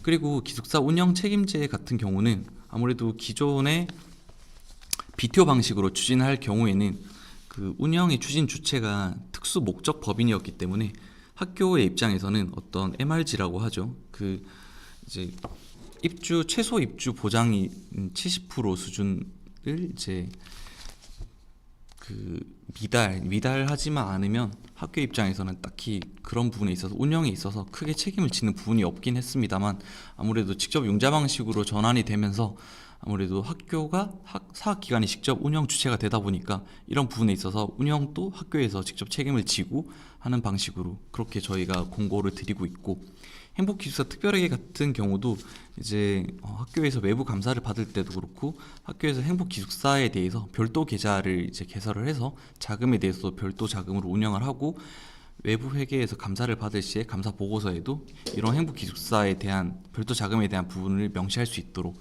그런 쪽으로 저희가 공고를 하고 있습니다. 그리고 이제 그 사업 신청서나 지금 여기 현재 자료에 나와 있지 않은 기타 양식들은 저희가 현재 이제 2024년 행복기숙사 지원사업 신청 안내서가 확정이 되고 나서 추후에 별도로 또 공문으로 배포 드릴 예정입니다. 그리고 사실 이 부분이 지금 현재 아마 행복기숙사 지원사업을 신청하고자 하는 학교들 입장에서 가장 중요한 부분이 될 수도 있을 것 같은데요. 아무래도 저희가 2024년 행복기숙사 지원사업 기금 예산을 요구하는 과정에 있어서 정부 부처와 어떤 그런 부분에 있어서 굉장히 많은 좀 변화가 있었습니다. 지금 크게 저희가 앞에 제목을 달아놨지만 2024년에는 사업 배정 및 예산 확보, 그리고 2025년에는 사업비를 집행하는 방식으로 이렇게 사업 방식이 바뀌었다는 것을 먼저 말씀드려야 될 것 같습니다. 아무래도 기존의 저희가 사업을 추진할 때 예산 편성이나 사업 신청 같은 경우는 아무래도 기숙사 사업의 특성상 학교에서 어떤 내부적으로 어떤 장기간의 대규모 투자 사업인 만큼 학교 자체적인 의사결정을 하는데 굉장히 시간이 많이 걸리는 부분도 있고 변수도 많기 때문에 저희가 그런 부분들을 충분히 감안을 해서 어떤 학교에서 잠재적 수요, 저희가 설명회를 갔을 때 학교에서 이런 부분을 희망을 한다, 아직 신청하지 않았지만 그런 부분에 있어서 저희가 충분히 사전 협의가 되었다면 그런 부분에 있어서 저희가 이제 내년 또는 올해 이렇게 잠재적 수요가 있다고 판단을 하고 그런 부분들을 저희가 이제 예산 편성을 할 때 기획재정부에 그런 부분을 편성을 해서 요구를 하고 있었습니다. 근데 그런 부분에 있어서 올해 2024년도 이제 사업 예산을 편성함에 있어서 그런 부분에 있어서 좀 기재부에서 저희가 많은 어떤 좀 제약을 받았고요. 어떤 사업의 불확실성이 높다. 그리고 이제 정확하게 확정이 되지 않고 사업 신청도 되지 않고 배정도 되지 않은 그런 사업들에 대해서 저희가 임의로 이렇게 사업을 편성을 해서 요구를 하는 부분에 있어서 이게 적합하지 않다. 그런 부분에 있어서 인정해 주지 않겠다라는 그런 통보를 좀 받고 저희가 2023년 대비 2024년에 예산이 굉장히 많이 삭감이 됐습니다. 저희가 2023년 예산이 707억이고요. 지금 아직 예산국회를 통과하지 않았기 때문에 기획재정부 기준 정부안 기준으로 저희가 2024년 행복기숙사 사업 예산이 286억입니다. 그래서 이제 이 286억 같은 경우는 올해 기재부와 저희가 예산 편성 과정에서 어떤 그런 과정들을 거치면서 기존에 이제 저희가 사업을 확정을 해놓고 이제 연차별 집행을 하면서 계속 사업비 부분에 한해서만 이제 2024년 예산으로 인정을 해주겠다라는 어떤 이제 부처의 어떤 그런 결정이 있었기 때문에 저희가 이제 기존보다 신규 사업들이 거의 대거 삭감이 되어서 저희도 어떻게 보면 부득이하게 어떤 정부 부처의 예산 편성 방식이 변경되면서 저희의 사업 신청 방식을 좀 변경할 수밖에 없게 되었습니다. 그래서 아무래도 사업 신청 부분에 있어서 학교 이제 신청을 희망하는 학교 관계자분들께 어떤 좀 양해의 말씀을 드려야 될 것 같다고 이렇게 저희가 정리를 했습니다. 지금 크게 자료를 보시면 5가지로 저희가 일단 정리를 했습니다. 사업 신청, 사업 배정, 예산 확보, 예산 집행, 사업 추진 이렇게 5가지로 되어 있고 지금 사업 신청을 보시면 먼저 명확하게 말씀을 드리면 2024년에 이제 사업을 희망하시는 학교 관계자분들께서는 내부적인 의사결정을 거쳐서 2023년 10월부터 2024년 2월까지는 이제 저희 재단으로 이제 행복기숙사 지원 신청을 해 주셔야 합니다. 여기서 사업 신청이라고 하는 것은 이제 학교 내부적으로 의사결정을 마치고 학교 내부 이사회를 통과를 한 이후에 저희 재단으로 사업 신청서를 제출하는 행위까지를 저희가 인정을 하고 있습니다. 지금 아무래도 학교 입장에서 봤을 때 지금 이 기간이 굉장히 타이트합니다. 아무래도 기본적으로 의사결정을 하고 이제 어떤 학생의 어떤 그런 수요 조사라든지 이사회라든지 그런 부분을 고려하면 사실 뭐 1년 또는 1년 이상이 걸릴 수도 있는 부분인데 아무래도 저희도 급격하게 예산 편성 과정이 바뀌다 보니까 이렇게 좀 다소 기간을 타이트하게 이제 신청 기간을 드릴 수밖에 없다는 점 좀 양해 말씀을 드리고요. 그다음에 이제 저희가 사업 배정 부분입니다. 2024년 2월까지 저희가 희망하는 학교로부터 사업 신청을 접수하고 나면 그 부분들을 저희가 취합을 해서 이제 빠르면 2개월, 이제 2024년 3월에서 4월까지 이제 기숙사 심사위원회를 통해서 저희가 신청받은 학교들에 대해서 사업 배정을 할 예정입니다. 이제 이 부분에 대해서 사업을 확정을 해놓고 이제 2024년 4월부터 본격적으로 저희 재단의 기금 예산이 이제 25년 예산 요구를 하는 이제 예산 시즌이 됩니다. 이제 그 시기 때 저희가 이제 4월에 최종적으로 신청을 받아서 배정해 놓은 사업들을 저희가 편성을 해서 25년 예산으로 요구를 할 예정입니다. 그래서 이제 25년 요구를 하는 행위를 통해서 보통 통상적으로 이제 2024년 9월 정도가 되면 기재부 심의를 거쳐서 현재 2025년 행복기숙사 지원사업 정부안이 나오게 됩니다. 이제 그렇게 되면 저희가 신청한 사업들에 대해서 어느 정도 25년 예산으로 편성이 되게 되고 그 부분에 대해서 저희가 이제 정부안이 확정이 되면 재단 이사회를 통해서 배정을 확정을 짓고 이제 사업을 이제 저희한테 신청을 했던 학교들하고 실시협약을 하고 대출 약정을 통해서 2025년 1월에 자금 집행하는 것으로 일단 저희가 그렇게 프로세스를 생각을 하고 있습니다. 그래서 실질적으로는 2024년도에 사업을 신청을 해도 기존처럼 2024년도에 어떤 모든 배정을 거쳐서 자금 집행이 되지는 않습니다. 아무래도 저희가 2024년에 신청 및 배정까지 확정을 해놓고 2025년 예산을 요구를 해서 그거를 저희가 편성을 해서 확정을 지은 이후에 2025년 1월이 되는 시점에 집행을 하다 보니까 아무리 빨라도 2025년 1월이 되어야 자금이 실질적으로는 집행이 추진된다는 점, 그 부분에 대해서 저희가 좀 굉장히 많은 부분이 좀 바뀌었다고 말씀을 드리고 싶고 이 부분에 대해서 좀 이제 학교들 입장에서 다소 이제 추진 기간이 타이트할 수도 있다는 부분에 대해서 좀 양해 말씀을 드립니다. 네, 이상으로 이제 2024년 지원 계획까지 저희가 설명을 마무리했고요. 지금 질의응답을 할 건데 아무래도 기존에 좀 저희 사업 신청서를 통해서 이제 질문을 해주셨던 분들에 대해서 저희가 좀 대략적으로 좀 사업 답변을 좀 드리도록 하겠습니다.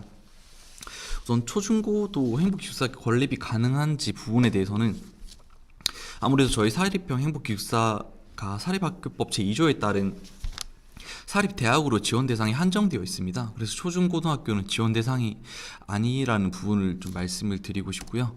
두 번째로 융자 사업비, 저희가 이제 실제로 융자를 배정해서 집행을 하는 사업비가 실제로 투입된 공사비인지에 대해서 질의가 있었고, 그 부분은 실제 투입 공사비가 아니고 저희 내부적으로 적정 표준 공사비인 평당 666만 원이 이제 표준 공사비이고, 그 공사비로 이제 저희 실제 사업비를 산정을 해서 융자 배정 후에 집행이 된다고 보시면 될 것 같습니다.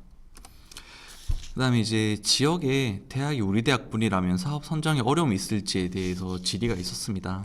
사실 근데 연합형 행복기숙사죠. 이제 국공유지를 이용해서 인근의 여러 대학들의 학생들이 이용할 수 있는 연합형 행복기숙사의 경우에는 저희가 타당성 검토를 거칠 때 그 해당 지역의 인근에 대학이 몇 개가 있고 통학거리가 얼마나 가까운데 여러 개 대학이 있는지를 저희가 타당성 검토를 하긴 합니다. 근데 지금 아무래도 행복기숙사 사립이 같은 경우는 해당 부지 제공자가 사립학교이기 때문에 해당 학교에 적정한 부지가 있고 그 학교 내 재학생들의 이제 어느 정도 적정한 수요가 있다면 딱히 사업 선정이나 뭐 신청에 딱히 큰 지장은 없을 것으로 판단이 됩니다. 그리고 이제 그 행복기숙사 표준 공사비가 지금 저희가 666만 원입니다. 근데 이제 최근 이제 신축 기숙사 이제 공사비가 평당 840만 원 수준인데 물가 상승을 고려해서 사양 조정이 필요하지 않냐라는 의견이 있었습니다. 저희가 지금 2018년부터 2021년까지 표준 공사비 단가를 523만 원, 평당 523만 원으로 지금 계속 동결한 채로 사업비를 유지해오고 있었고, 아무래도 2022년 말에 어떤 그 우크라이나 러시아 전쟁이라든지 어떤 각종 여러 가지 대외적 이슈로 급격하게 건설 자재가 좀 올라가는 등 이제 좀 그 물가 상승이 좀 급격하게 올라가서 저희가 더 이상은 이제 동결을 유지할 수가 없다고 판단을 해서 요거는 저희가 이제 건설 공사비 지수를 적용을 해서 그 부분을 이제 666만 원으로 인상을 하였습니다. 근데 이 부분은 사실 저희가 이제 시설 투자에 대한 원리금을 기숙사 수입으로만 충당을 해야 되는 이제 기숙사 사업 특성상 저희가 이 평당 공사비를 올려서 사업비를 이제 증액을 할수록 그만큼 학생들의 기숙사비 부담이 좀 늘어나는 그런 효과가 있습니다. 아무래도 저희가 공공성을 유지해야 되기 때문에 이런 부분에 있어서는 저희가 평당 공사비를 현재까지는 이제 인상을 할 예정이 없고요. 학교 측에서 이런 부분에 대해서 제안해 주실 경우에 저희는 보통 이제 저희는 평당 공사비를 고정을 하되 다만 추가적으로 드는 공사비에 대해서는 학교 측의 어떤 자부담 비율을 늘릴 것을 저희가 권장을 드리고 있습니다. 아무래도 자부담 비용을 이제 더 투입을 해서 기숙사를 건립하게 되면 아무래도 저희 입장에서는 사업비는 늘어나더라도 학생들의 기숙사비는 이제 그대로 유지를 할 수 있는 부분이 있다 보니까 그렇게 저희가 학교 측에 일단 권고를 드리고 있습니다. 그리고 조금 더 부가적으로 설명을 드리자면 사실 요거는 이제 저희가 행복기숙사 지원사업 용역업체 선정 가이드라인에 따르면 저희가 이제 중소규모죠. 중소규모 800명 미만은 중소규모로 보고 800명 이상의 중대 규모로 보고 있습니다.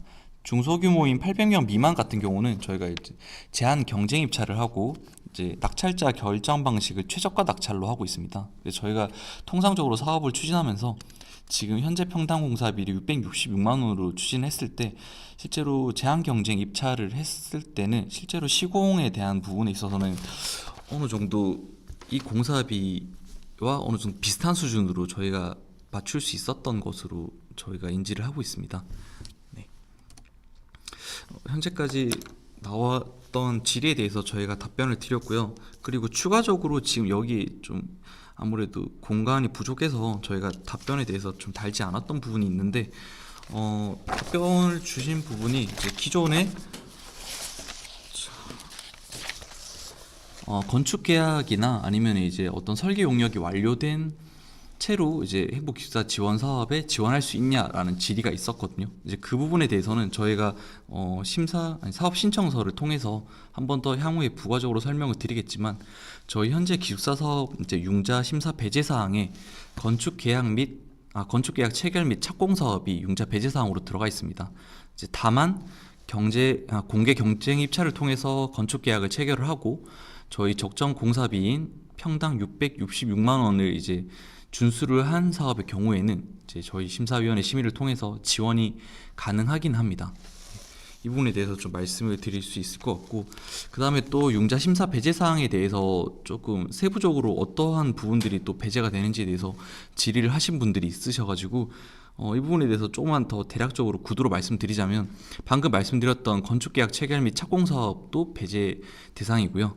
그 다음에 이제 각종 기존의 현재 사학진흥기금에서 저희 행복기숙사 말고 타 사업으로 인해서 이제 융자를 했으나 원리금 상환이 연체 중인 학교들 또한 저희 배제 사항이 됩니다.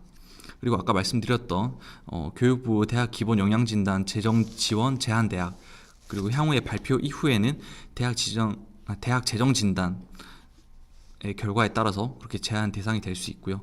그 외에 이제 수도권으로 이전되는 캠퍼스 내에 건립하는 기숙사 사업 등등이 우선은 융자 배제 대상이 될 수 있음을 알려드립니다. 네, 그리고 이 외에도 어떤 2023년도에 몇몇 저희랑 이제 사업 추진을 위해서 업무 협의를 하셨던 학교들이신 걸로 저희가 파악이 되는데, 2023년도에 왜 이제 우리 학교들은 신청이 안 되냐, 그런 부분에 있어서 좀 문의를 주신 학교들도 있습니다. 저희가 그런 학교 관계자분들께는 아무래도 학교 개개인마다의 특성상 저희가 어떤 타당성 검토와 어떤 조건을 따져 보았을 때 좀 융자 신청을 하셨을 때 저희가 아무래도 심사위원회에서 조금 이제 60점 미만, 통과되지 못하는 60점 미만이 될 확률이 높다라고 이제 구체적인 설명을 들어서 사전에 이제 연락을 드린 학교들도 있고요. 아니면 신청 조건이 됨에도 불구하고 아까 말씀드렸던 저희 2024년 예산 편성 과정에서 어떤 기재부로부터의 어떤 예산 배제로 인해서 신규 사업이 좀 굉장히 대부분 삭감되면서 그 신규 사업에 포함되지 못해서 저희가 이제 신청을 할 수 없다라고 말씀드렸던 학교들도 있습니다.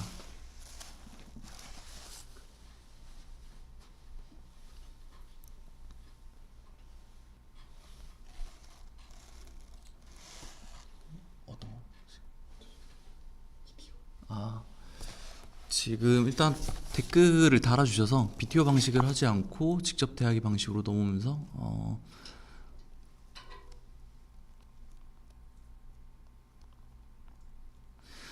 네, 저 부분에 대해서는 사실 뭐 저희가 방식을 이제 융자 방식을 BTO 방식에서 직접 융자 방식으로 추진을 하면서 아무래도 좀 사립대학의 자율성을 일단은 좀 더 높인다고는 했지만, 아무래도 어떤 차주와 대주 어떤 그런 융자 관점에서 그런 부분들이 조금 더 강화가 됐고, 건축 같은 경우는 저희가 일단 기존에 있는 저희 재단이 출자한 SPC 내에 시공관리부도 있고요. 그 다음에 이제 그런 부분에서 이제 건설 전문 인력들이 저희가 어느 정도는 그런 부분에서 자문을 충분히 드릴 수 있습니다. 보통 통상적으로 근데 저희가 이런 부분에 있어서는 사실 저희가 도움을 드리기 이전에 사립 같은 경우는 학교 시설과 쪽 담당자분들이 우선 적극적으로 학교에서 하고자 하는 방향대로 하시려고 하는 부분이 있기는 해서 저희는 최대한 이제 학교의 의견을 좀 존중하면서 필요한 기술적인 부분에 대해서는 충분히 일단 자문을 드릴 수 있습니다. 여러 가지로 도움을 드릴 수 있으니까 그런 부분은 좀 염려하지 않으셔도 될 것 같습니다. 혹시 지금 제가 질의에 대해서 답변한 부분 외에 지금 추가적으로 질의 사항이 있으시면 대략 한 1분 정도만 저희가 일단 댓글을 기다려 보고요. 답변을 달아주시는 거 보고 좀 저희가 더 추가로 답변 드릴 부분이 있으면 답변 드리도록 하겠습니다.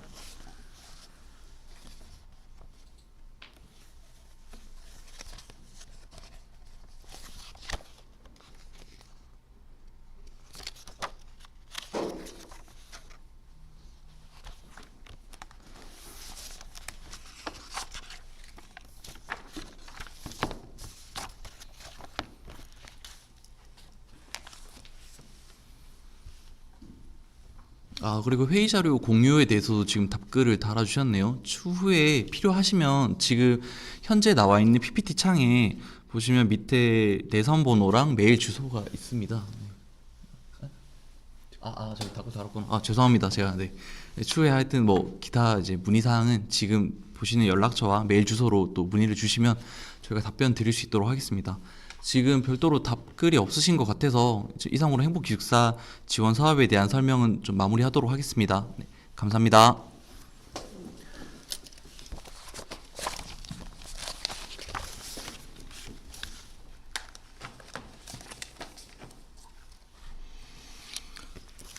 네, 지금까지 이제 2024년도 행복기숙사 지원 사업에 대해서 안내를 드렸고요. 이제 마지막으로 2024년도 사립학교 교육 환경 개선 자금 융자 사업에 대해 설명드리도록 하겠습니다. 네, 순서는 첫 번째로 제도 개선 사항, 그다음에 두 번째로 2024년도 지원 계획, 세 번째로 질의응답의 순서로 안내해 드리겠으며, 그리고 채팅창에 두 분이 질의 주셨는데, 복합시설 같은 경우는 저희 본부장님께서 답글을 달아주셨고요. 다른 분이 이영민님으로 기억하시는데 저희 융자 청구와 관련된 부분에서 질의하셨는데 그 부분을 마지막에 질의사 할 때 답변 드리도록 하겠습니다.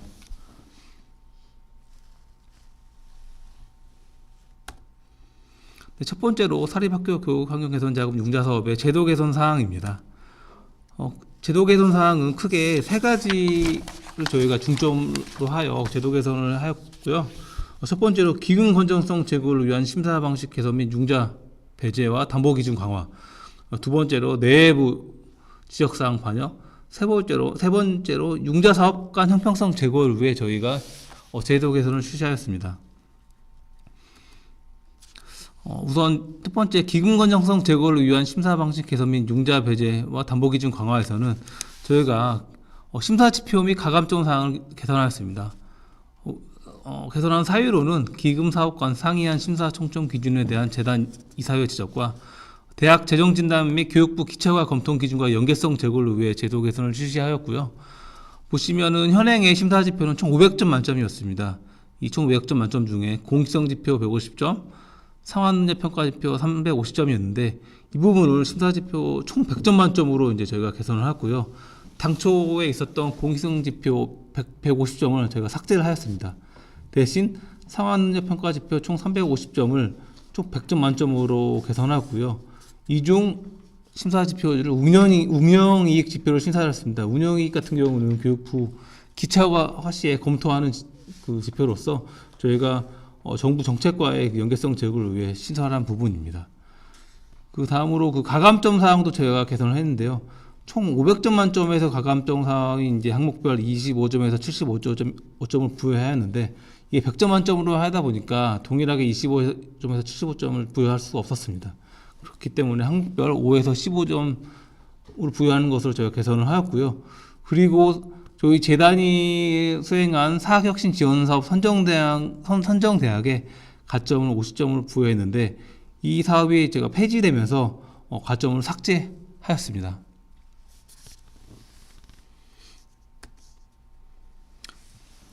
심사 지표가 개선되면서 저희가 지금 보시다시피 공익성 평가 150점, 상한 평가 350점이었는데 오른쪽에 그 표와 같이 공익성 평가 150점을 삭제하였고 상한 평가주의 350점을 100점으로 변경하였습니다. 그걸 추가로 그리고 7번에 보시면 운영이익 그 지표를 심사를 하였고요. 그리고 각 사업별 저희가 심사 지표가 있었는데 지금 표는 교비회계를 상환으로 했을 때 저희가 상환 심사 지표입니다. 이런 비슷하게 법인회계, 부속병원회계, 중등이하 중에 초중고, 그다음에 유치원 회계별로 저희가 상환 능력 평가 지표를 구성하였고요. 자세한 상환 회계별 상환 능력 지표 구성은 공문에 첨부해드린 2024년도 사립학교 교육 환경 개선 자금 융자 사업 신청 안내서 파일 83페이지부터 87페이지를 참고하여 주시면 될 것 같습니다.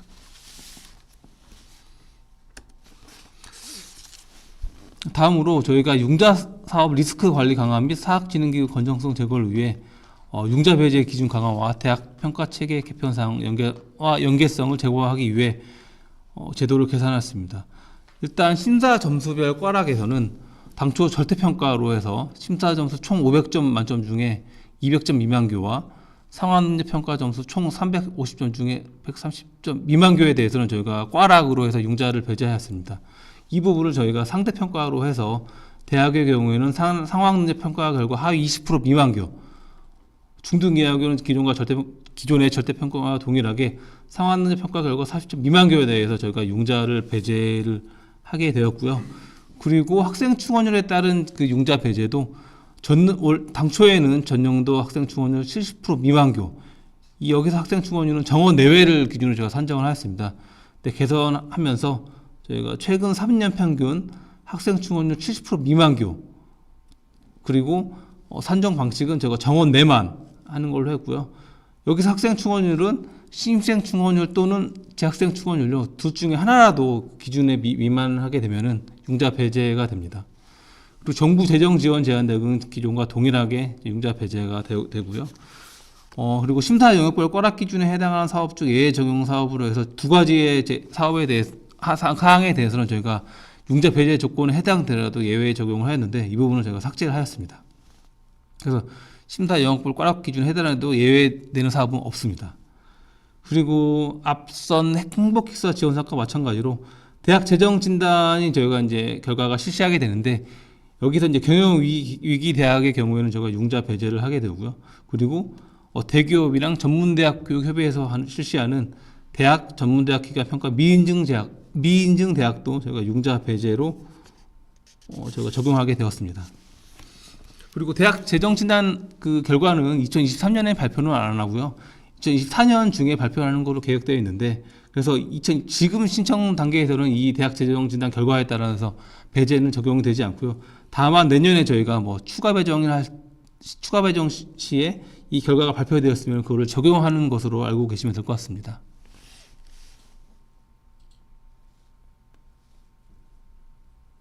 앞서 밑에 채팅창에 앞에 설명해서 학생 충원율 80% 미만교라는 거는 행복기숙사를 말씀하시는 것 같은데, 행복기숙사와 사립학교 교육환경상의 융자의 기준은 다릅니다. 그렇기 때문에 이 부분은 좀 참고해 주시면 될 것 같습니다.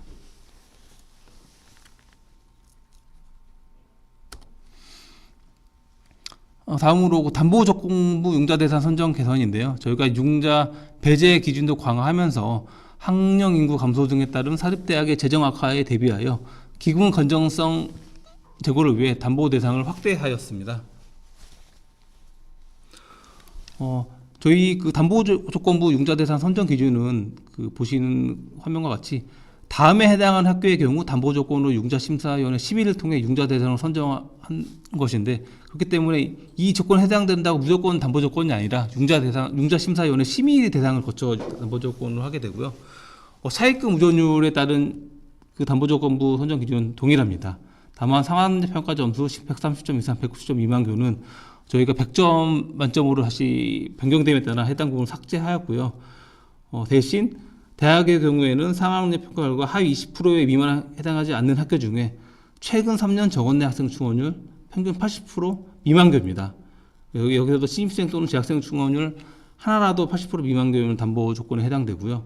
중등 이하교의 경우 상황평가 결과 40점 이상 6점 미만에 해당하는 학교에 대해서 저희가 융자심사위원회 심의를 통해 담보조건부로 융자 대상을 선정하게 됩니다. 지금 다음으로 상황기간 차등화입니다. 이 부분은 저희가 기금 건전성 제고를 위해서 소액 융자 중심인 운영비 지원 사업의 상황기간을 타 공공기관의 운영비 융자 사업 수준으로 단축하였고요. 현행 기준에서는 원래 운영비 지원 사업이든 시설 사업이든 10년의 범위 내에서 자율 선택하고 거치 기간은 5년이라 선택하게 했는데, 2024년부터는 시설 사업은 동일하게 10년 범위 내에서 그 학교에서 선택하면 되시지만 운영비 지원 사업은 5년의 범위 내에서 선택을 하셔야 됩니다. 거치 기간은 동일하게 5년인데 똑같고요. 그 다음으로 이제 저희가 내부 지적사항 반영을 위해 제도 개선 사항입니다. 첫 번째로 배정 우선순위를 개선했고요. 이 부분은 2022년 국회의 국정감사 지적사항과 2020년 저희 재단의 경영평가 지적사항을 개선을 위해 사업 배정 우선순위를 조정하는 사항입니다. 당초에는 배정 우선순위는 1순위 계속사업 우선 배정, 2순위 사업별 배정 우선순위로 이렇게 배정하였는데 저희가 개선하면서 계속사업 우선 배정은 동일하게 1순위로 배정을 하지만은 2순위에 저희가 비수도권 대학을 우선 배정을 추가하였습니다. 이 부분은 모든 비수도권 대학이 사업 신청에 대한 적용되는 것이 아니고요. 상한 회계가 교비회계인 사업 중에 상한력 평가 결과 상위 50% 이내와 그리고 최근 3년 정원내 학생 지원율 평균 90% 이상교입니다. 이 부분도 신입생 및 재학생 둘 다 90% 이상교에 대해서 이 조건을 충족하는 비수도권 대학 중에 교비회계로 상환 계획 중인 사업은 저희가 2순위로 우선 배정을 하고요. 그 다음에 3순위는 이제 사업별 배정 우선순위로 저희가 개선하였습니다. 근데 이 중에 사업별 배정 우선순위 중에 원래는 ESG 관련 사업은 3순위로 배정 순위였지만은 학교의 뭐 친환경 사업을 동료가 좀 확대하기 위해서 ESG 관련 사업은 1순위로 사업별 배정 순위에서 1순위로 하도록 변경하였습니다. 다음으로 저희가 연체 이자율 인하입니다. 이 부분은 앞서 행복기사 지원 사업에서 설명을 드렸는데요. 저희가 연체 이자율 회수 실효성 제고와 그다음에 사립학교의 부담 완화를 위해 시중은행 및 타 공공기관 융자 사업 수준으로 연체 이자율을 인하였습니다. 원래 현행에는 연 12%의 연차의 모두 연체를 발생 시 연 12% 공통적으로 부과를 하였는데요. 내년부터는 융자 이자율 플러스 연 3% 포인트의 연체 이자율을 부과하도록 개선하였습니다. 이 부분은 2024년부터 적용하게 하고요. 2024년 이전에 대해 지급된 융자 잔액에 대해서 동일하게 적용합니다. 그래서 내년부터는 특정된 연체 이자율을 부과하는 게 아니라 연체 이자율도 융자 이자율과 마찬가지로 분기별로 변동됨을 알려드립니다. 마지막으로 저희가 이제 융자 사업과 형평성 제고를 위해 대환대출 사업의 학교 운영 경비 부담률 점검을 저희가 실시하도록 개선하였습니다. 제도 개선 취지는 수익용 기본재산 확충 사업과 수익용 기본재산 확충을 위한 대환대출 사업과의 형평성 제고를 위해 제도 개선을 하였고요. 현행에 보시면 저희가 사후관리의 일환으로 학교법인 수익용 기본재산 확충 사업 융자 지원 후에 수익용 기본재산 수익 군준 80% 이상 학교로 전출 여부를 확인하였습니다. 이게 대학 설립 운영 규정에 따른 학교 운영 경비 부담률 준수를 확인하는 건데요. 이 부분이 미이행 시에 저희가 융자금 전액 회수 조치하였는데 이 부분을 학교 법인 수익용 기본재산 확충을 위한 대환대출 사업에도 저희가 적용시키는 것으로 제도 개선을 하였습니다. 네, 두 번째로 저희가 2024년도 지원 계획에 대해서 간략하게 설명드리도록 하겠습니다. 배정 규모는 690억 원이고요. 보시는 표와 같이 저희가 2020년, 21년에는 1220억 원, 그리고 2022년에는 1007억 원, 그 다음에 2024년 885억 원, 그리고 2023년 690억이었는데 이게 저희도 올해 좀 노력해서 2024년 예산을 1000억 원 정도로 예산을 확보하려고 노력했는데 정부의 예산 정책 기조가 변경되어 올해보다 예산이 대폭 좀 감소하게 되었습니다. 이 부분 참 죄송스럽게 죄송스럽다는 말씀 드리고요. 이로 인해 만약에 신청하신 금액 전액 배정될지 아니면 감액하여 배정될지는 학교의 신청 수요에 따라 융자심사위원회 논의를 거쳐 배정 확정될 예정입니다. 이 부분을 신청 시에 감안하여 주시기 바라며 배정은 오른쪽 표와 같이 정기 배정, 그다음에 예비 배정, 추가 배정이 있습니다. 현재 지금 신청받는 것은 정기 배정으로 예산 범위 내에서 교육요건 개선 사업 60%, 재정요건 개선 사업 40% 비율로 배정할 예정입니다. 다만 사업별 배분 비율은 융자 신청 및 심사 결과에 따라 조정될 수 있습니다. 예비 배정은 총 예산의 30%, 즉 690억 원의 30%는 207억 원 범위 내에서 예비 순위를 설정하여 만약에 정기 배정 규정의 포기계 발생 시에 저희가 추가 신청을 받는다거나 하기에는 행정 절차와 시간이 너무 많이 소요되어 예비 순위를 설정하여 배정하는 것을 말하며 추가 배정은 예비 배정 이후에도 예산이 남는 경우에 추가 배정을 실시하는 것입니다. 추가 배정의 경우에는 정기 배정 시에 사업별 배분 비율을 적용하지 않습니다. 참고로 2023년, 즉 올해 같은 경우는 추가 배정을 실시하지 않았습니다. 지원 대상은 사립학교법 제2조 및 평생교육법 제33조에 따른 학교 법인 또는 법인이 설치 경영하는 사립학교와 평생교육법 제31조에 따라 법인이 설치 경영하는 학령인정학교 형태의 평생교육시설입니다. 지원사업은 교육여건 개선 사업과 재정여건 개선 사업으로 세부 지원사업은 저희가 공문에 첨부해드린 안내서 4페이지와 6페이지를 참고하여 주시기 바랍니다. 앞 페이지에서 말씀드린 바와 같이 교육여건 개선 사업 60%, 교육여건 개선 사업 60%, 재정여건 개선 사업의 40%의 배정 비율은 추가 비용 시에는 적용하지 않음을 알려드립니다. 융자 신청은 학교가 사업비 범위 내에서 희망하는 금액 제한 없이 신청 가능하며 지원 한도는 누적 지원금과 당해연도 지원 한도가 250억 원 중에 적은 금액입니다. 이자율은 저희가 분기별 변동 금리고요. 2023년 3분기 기준 연 2.47%입니다. 연체 이자율은 앞서 말씀드린 바와 같이 융자 이자율 플러스 3%, 연 3%포인트입니다. 상환 기간은 10년 범위 내에서 자율적으로 선택하시면 되나 거치 기간은 최대 5년 이내로 하셔야 합니다.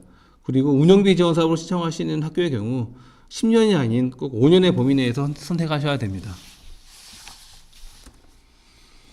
심사 기준은 상황회계별 7개에서 9개 항목 중 총 100점 만점으로 저희가 평가를 하게 되고요.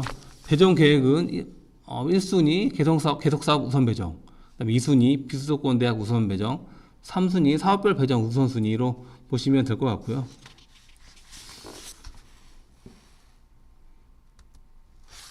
향후 일정에서 간략히 말씀드리면 저희가 공문에 안내해 드린 바와 같이 9월 25일 어제부터 이제 9월 25일부터 10월 27일 금요일까지 저희한테 신청을 해주시고 공문과 융자 시스템으로 두 가지 방법으로 신청해 주셔야 됩니다. 그래서 꼭 10월 27일 전에 공문으로 먼저 꼭 신청해 저희가 접수를 해줘야지 신청으로 인정으로 되고 그리고 2023년 12월 초까지 저희가 심사 및 배정을 확정하게 됩니다.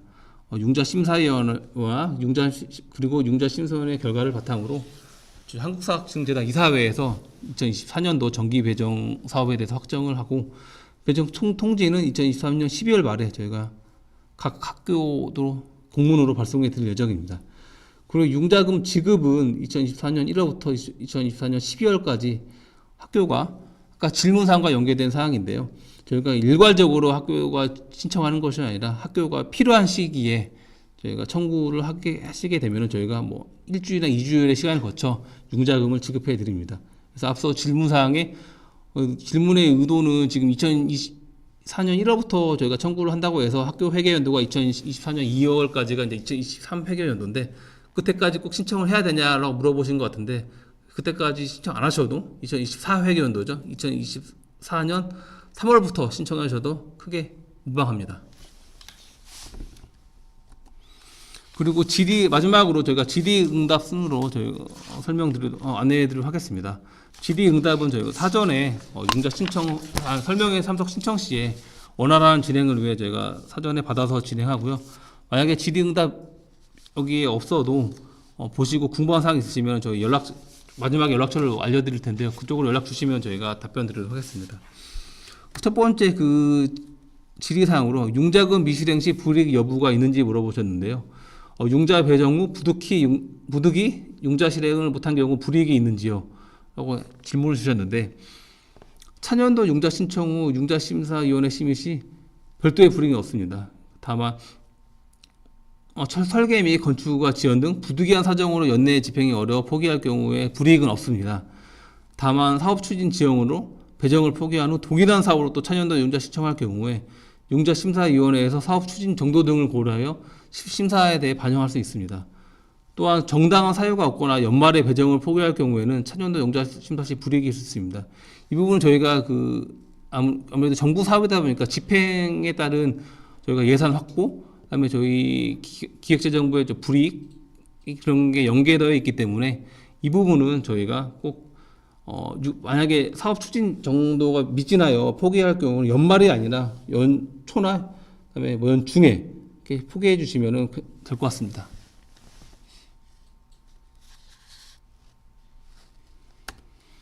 다음으로 다음의 질의사항으로 두 개의 대학 운영 시 심사 방법을 해서 대학을 두 개 운영하는 경우 융자 배제 기준과 배정 우선순위 관련 지표 계산 시 두 개 대학의 평균값으로 계산하는지 대표학교 기준으로 계산하는지에 대해 질의를 주셨는데요. 설치대학이 두 개 이상인 학교 법인에 속한 대학이 신청하는 경우에는 해당 융자 사업을 신청한 학교 기준으로 심사를 합니다. 그러니까 두 개를 합쳐가지고 평균을 한 게 아니라 해당하는 학교의 재학생 충원율, 그다음에 결산 자료로 하고요. 본교와 분교가 있는 대학에서도 다만 그 본교와 분교가 있는 대학은 따로 하는 게 아니라 본분교 결산과 학생 충원율 합산하여 적용합니다. 그 예시에 보시면 아시겠지만 동일한 법인이 소속한 A 대학과 B 대학 중 A 대학만이 융자 신청을 한 경우에 A 대학의 결산 자료와 학생 충원율 바탕으로 저희가 심사를 진행합니다.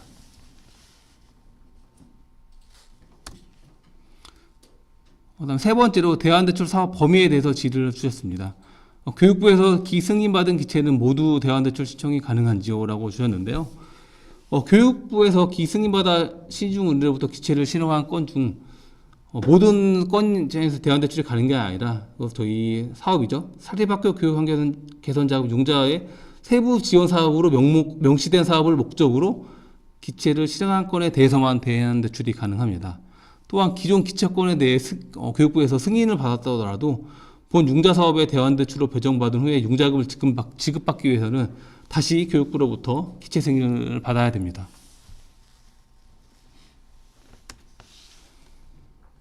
그리고 네 번째 질의사항으로 두 개 이상의 사업 신청이 가능한지를 물어보셨는데요. 융자금 지원과 승용 기본재산 공사비 사용 신청을 할 수 있는지 이렇게 물어보셨는데 저희 사업은 두 개 이상의 사업 신청이 가능합니다. 당해연도 융자 지원 한도액인 250억 원 범위 내에서 두 개 사업 이상의 융자 신청이 가능하고 예시와 같이 학교의 강의도 신축을 위한 공사비와 법인의 승용 건물 신축을 위한 공사비 지원이 가능합니다.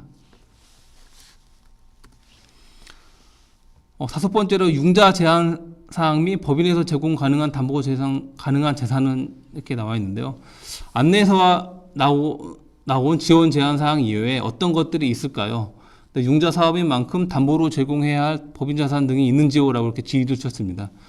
저희가 융자 제한 사항은 공문과 같이 첨부한 2024년도 사립학교 교육환경 개선 융자 사업 안내서 11페이지와 같습니다. 다만 융자 심사 시에 그 11페이지 나온 제한 사항 이외에 융자 심사위원회에서 신청교 재정 사항과 기타 여건 등을 판단하여 별도의 제한 사항을 둘 수는 있습니다. 또한 신청한 융자 사업에 대해 융자 심사위원회 심사를 거쳐 담보 조건부 융자 대상으로 선정된 경우 배정받은 융자액의 120%에 상당하는 담보를 제공하여야 합니다. 담보 제공이 가능한 재산은 사립학교법에 의거하여 교육용 기본재산은 담보 제공이 불가능함에 따라 법인의 수익용 기본재산에 대해 관할청 허가를 득한 후 담보 적용이 가능합니다라고 저희가 이렇게 쓰긴 했는데요. 지금 얼마 전에 지금 보도자료라든지 교육부에서 공문을 받으신 학교도 있을 것 같은데요.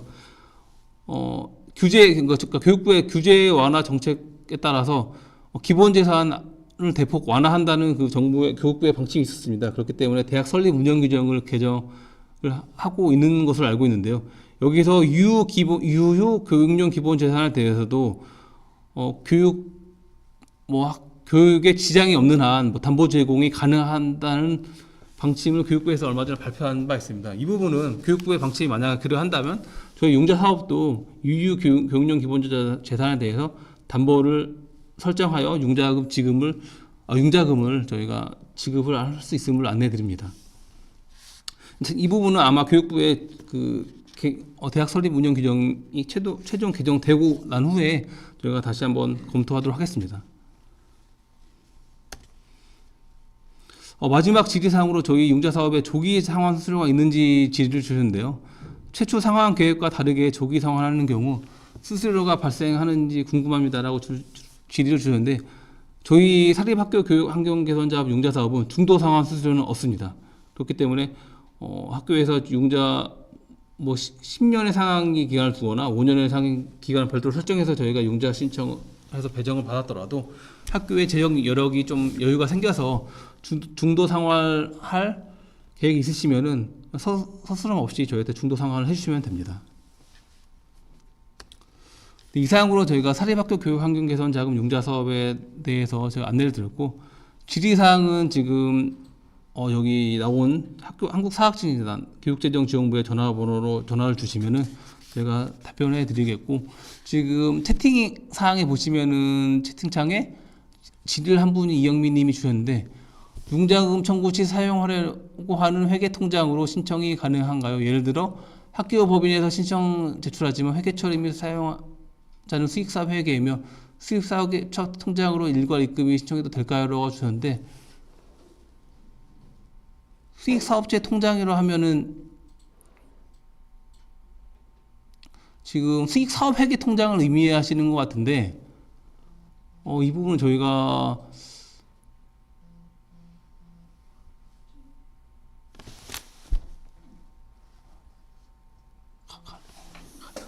네, 가능합니다. 수익사업 회계 가능한데, 다만 기존에 사용하고 있는 통장이 아니라 새로운 통장을 개설해서 수익사업 회계에 다른 자금과 섞이지 않고 저희 융자금 사용 목적으로만 통장 수익사업 회계 통장을 개설하여 지급받으실 수 있고요.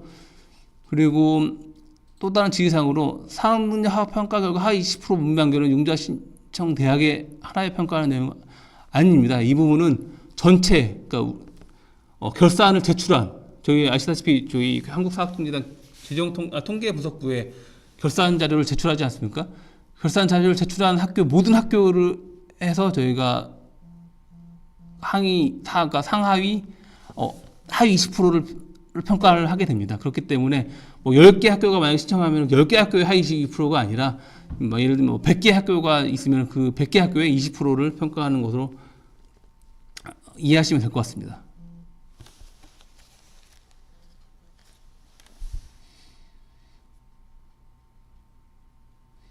그 대략적으로 제가 결산 자료를 확인해 보니까 한 330개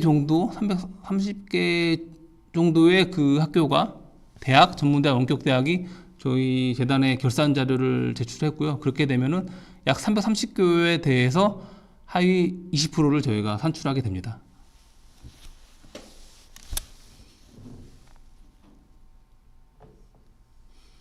기존 기숙사가 있는데 리모델링 하고 싶은데 어떤 사업으로 신청해야 할까요? 하셨는데, 이 부분은 저희가 이게 리모델링이 노후화돼서 하는 건지 아니면 노후화가 아닌데 그냥 하려는 건지에 따라 사업이 좀 내용에서 달라질 것 같은데, 보시면은 저희 사업 안내서 4페이지에 보시면은 교육환경 안전강화 지원 사업이 있습니다.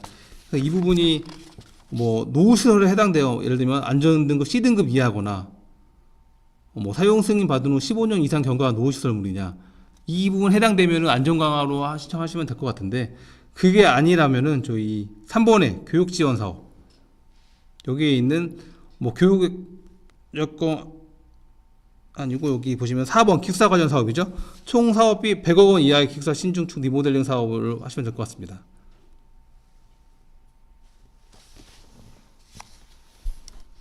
또 이영민 님이 또 채팅창에 주셨는데, 좀 전에 대안대출 가능 여부 시 교육환경개선자금 융자금 세부 사항에 해당될 시 가능하다고 하셨는데, 수익용 기본재산 확충 사업 취득 위한 교육 승인권에 대한 대출, 네, 가능합니다. 저희가 수익용 기본재산 확충 사업을 위해서 타 시중은행에서 대출을 받으셨더라도 저희 보시면 수익용 기본재산 확충 사업을 위한 대안대출 사업도 있기 때문에 신청 가능하십니다. 그리고 실제로 그렇게 해서 대안대출 받으신 학교 법인도 있으십니다.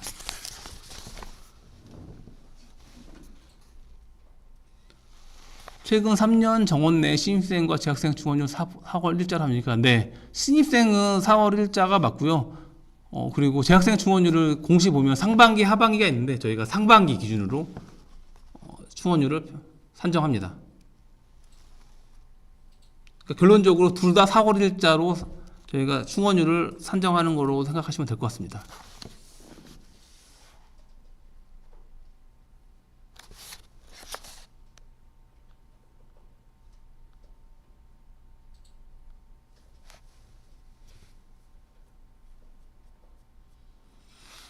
김소연님이 또 질의를 주셨는데요. 2개 대학 운영 중인 법인이 법인회계에서 융자 신청하는 경우 융자 배제 기준과 배정 수준 관련 지표 할 때 2개 대학 평균을 하시나요? 지금 그러니까 법인회계에서 융자를 신청하시는 건가요?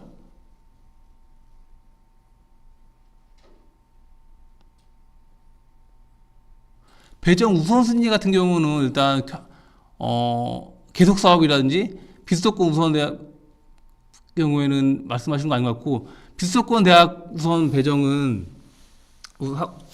교비회계 하나 사업이기 때문에 해당 사항이 없을 것 같고요. 뭐 두 개 대학이 어디에 있든. 다만 이제 융자 배제 기준, 배제 기준 같은 경우는 둘 중에 하나라도 이게 만약에 미만이면은 저희가 배제를 적용하게 됩니다.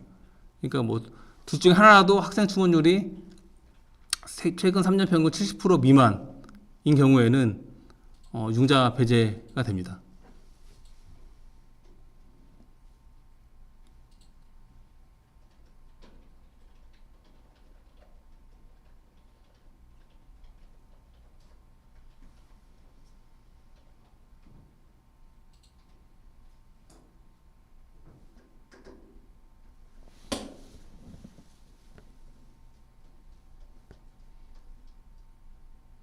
혹시 또 다른 이제 질의사항이 더 이상 없으실 것 같은데, 여기서 뭐 학교별로 그러니까 학교별로 궁금한 사항 있으시면은 여기 지금 화면에 나와 있는 저희 전화번호로 전화를 주시면은 저희가 안내 드리겠고요. 그리고 본 설명의 이 동영상은 저희가 설명의 종료 후에 좀 편집을 거쳐가지고 이렇게 유튜브 여기에 놔두도록 하겠습니다. 그래서 좀 더 다시 한번 재시청하실 분들은 참고해 주시면 될 것 같습니다. 그리고 사업 안내 자료는, 이 PPT 자료는 저희가 한국사학증재단 홈페이지 게시판 공지사항에 저희가 2024년 그 사업 신청 안내와 설명의 안내 게시판이 있는데, 거기에 설명이 끝나고 파일을 공유하도록 하겠습니다. 그럼 장시간 1시간 되게 1시간 40분 정도 진행했는데요. 장시간 설명회에 참석해 주셔서 감사드리고, 저희 재단 융자 사업에 많은 관심과 성원 부탁드립니다. 이상으로 저희 2024년도 사학진기금 융자 사업 설명회를 마치도록 하겠습니다. 네, 감사합니다.